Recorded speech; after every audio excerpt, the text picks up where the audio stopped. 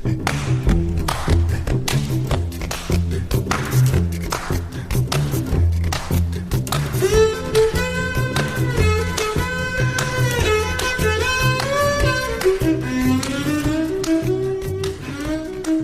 tarde, bem-vindos a mais uma edição do programa Porque Sim Não É Resposta, com o psicólogo Eduardo Sá. Eu sou o Bruno Vieira Amaral.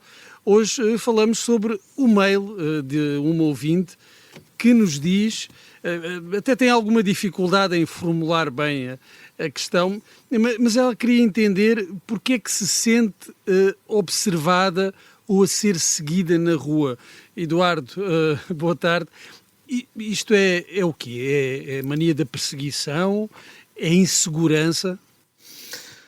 Olá, Bruno, boa tarde. Ora bem, eu tenho medo que seja um bocadinho mais do que insegurança, não é? Porque quando nós estamos inseguros, veja o exemplo típico dos adolescentes quando têm uma borbulha num sítio qualquer do rosto. Eu ia falar dos adolescentes, precisamente. Porque é uma preocupação muito comum na adolescência, esta ideia de que está toda a gente a olhar para nós. Claro, porque uma pessoa se sente tão afastada às vezes daquilo que deseja para si própria, e ainda por cima quando tem a ajudinha de uma borbulha a estragar tudo, que de repente a forma como imagina que todos o observam acaba por ser diretamente proporcional à insegurança que acaba por ter. E, portanto, nessas circunstâncias é de facto muito difícil. Mas há uma diferença entre uma pessoa sentir num dado dia porque tudo correu mal, porque acordou à pressa, porque experimentou 2 ou 3 tops e nada acaba por conjugar com nada. E, portanto, há uma diferença entre uma pessoa estar num dia não e ficar com a ideia que é reboque do dia não, todos chocam de frente consigo e, portanto, todos a observam, de uma diferença, de uma sensação de que, de facto, não só observam como perseguem.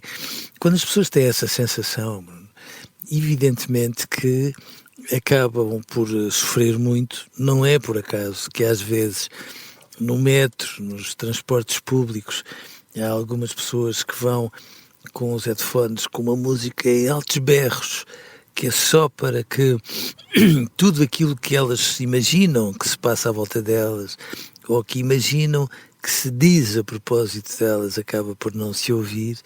E, portanto, nessas circunstâncias, evidentemente que há qualquer coisa dentro delas que as atormenta, uma ideia que, no final de contas, as persegue e, em consequência disso, naturalmente, acabam por projetar sobre terceiros que não conhecem de lado nenhum toda essa angústia e ficam com a sensação difícil, muito difícil de gerir, que todos reparam em tudo aquilo que esta pessoa adoraria que não se reparasse e, portanto, nessas circunstâncias, limites, exageradas, muito mais raras, evidentemente, acabam por ter um bocadinho a mania da perseguição, sim. Esta sensação põe estas pessoas sob uma tensão permanente. Já lá vamos à questão de como isso pode interferir nas relações com os outros. Mas o próprio bem-estar da pessoa fica em causa quando tem esta sensação, porque não consegue desligar essa ideia, essa impressão de estar a ser observada, julgada. Sim. É um sofrimento exorbitante, é um sofrimento muito, muito grande. Tão grande que não é por acaso que estas pessoas depois descrevem esse sofrimento que parece ficar fora de controle como uma coisa mais ou menos sísmica que no limite as pode de facto enlouquecer. É um sofrimento tão grande, tão grande, tão grande, tão grande, é um ruído tão ensurdecedor na cabeça que de facto estão sempre à beira de um precipício, num limiar de não conseguirem aguentar mais e por isso, de uma forma enfática, têm a noção que a cabeça arrebenta e que a qualquer momento podem irreparavelmente enlouquecer e ser levadas a fazer coisas de que mais tarde possam vir a arrepender-se muito, aliás. E na relação com os outros, como é que isto interfere? Com conhecidos e desconhecidos, na interação cotidiana com outras pessoas. Nota-se muito esta tensão? Claro que sim. Estas pessoas tentam ser tão transparentes como o homem invisível. Se não repararem em mim, eu agradeço imenso. Às vezes parecem absolutamente metidas consigo, surumbáticas, nem sequer conseguem ser antipáticas, tentam ser, de alguma forma, enfim, esculturas que se movimentam e mais nada do que isso. Às vezes parecem, quando estão mais desorganizadas, mais descompensadas, parecem o Lucky Luke, ou seja, antes que qualquer pessoa diga alguma coisa, já estão elas a disparar mais depressa do que a própria sombra. O que é que poderá estar na origem desta perturbação, chamemos-lhe assim, desta sensação que causa sofrimento? Pode ser uma questão da educação, da exigência?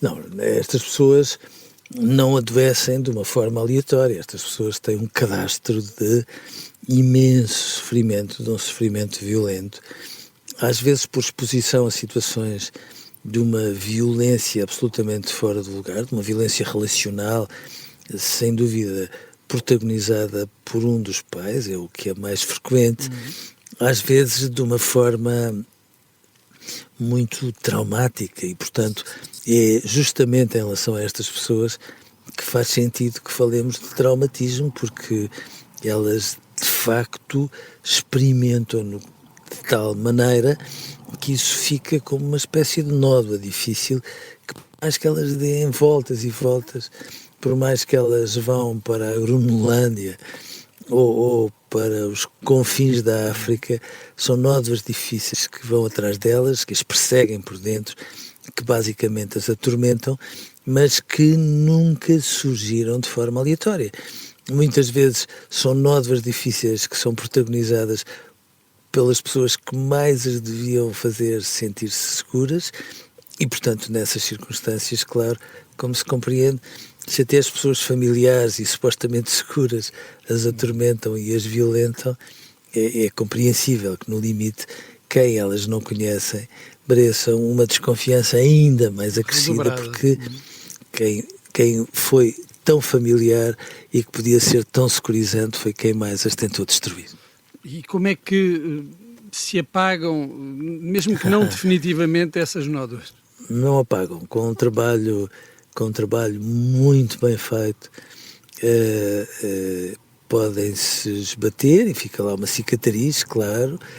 Admito que estas pessoas passem por períodos de grande descompensação, quando estão num sofrimento que acaba por ser uma espécie de hemorragia aberta e, portanto, nessas circunstâncias, admito que precisem de algum suporte medicamentoso para que aquela hemorragia não vá por ali adiante e as leve completamente a ficarem em destroços, e depois de um trabalho clínico muitíssimo bem feito, que poucas pessoas são capazes de fazer, no sentido de tudo aquilo que é uma ferida aberta, fechar, cicatrizar, e por mais que lá fique a cicatriz, que elas passem a ter um distanciamento e uma leitura crítica em relação a esta cicatriz e, portanto, possam viver diante dela com outra desenvoltura que, quando estão assim num sofrimento, não conseguem de todo ter.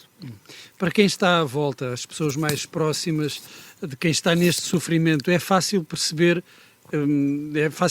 os sinais de que a pessoa está em sofrimento, ou são pessoas que conseguem gerir e disfarçar consoante a situação? Não se esqueça que às vezes alguma da pessoa que está à volta deu uma ajudinha para que tudo tivesse acontecido. Pois. Mas não há como iludirem uma questão destas, não há de todo. Até porque, como se compreende, estas pessoas tentam fazer um esforço verdadeiramente sobre-humano quando se trata de viverem fora do seu ambiente familiar, mas claro que depois, quando chegam a um contexto de maior segurança, acabam por manifestar toda a sua dor da forma mais grosseira, mais desorganizada e mais feia que se possa imaginar. É muito difícil viver com estas pessoas, porque, como se compreende, isto depois acaba por ser um efeito de dominó que se dá sobre toda a família e sobre todas as relações, e, portanto, as pessoas ficam muito condicionadas por isto e, portanto, as próprias famílias vão enlouquecendo aos bocadinhos com tudo isto, porque, volto a dizer, é um sofrimento absolutamente insuportável. E assim, Eduardo, chegamos ao fim de mais um Porque Sim Não É Resposta. Estamos sempre em podcast, nas plataformas habituais, no site observador.pt, e pode sempre enviar-nos questões, dúvidas, partilhas através do e-mail eduardosá@observador.pt. Eduardo, muito obrigado, um grande abraço e até amanhã. Até amanhã, Bruno. Um abraço para si também.